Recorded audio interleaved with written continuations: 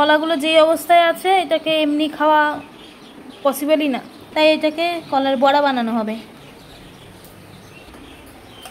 এটা হবে এক এক করে সবগুলো কলা ছুলে নেব, নিয়ে তারপরে তার মধ্যে দিয়ে দেব 2 হাতের মতো চিনি। মানে 2 হাত বললাম কেন, আমি হাতে মেপেই দিয়েছি তাই বললাম, দেখে নাও তোমরা। তারপর এটাকে খুব ভালো মতন চটকে নিতে হবে যাতে তার মধ্যে এরকম দানা দানা টাইপের না থাকে।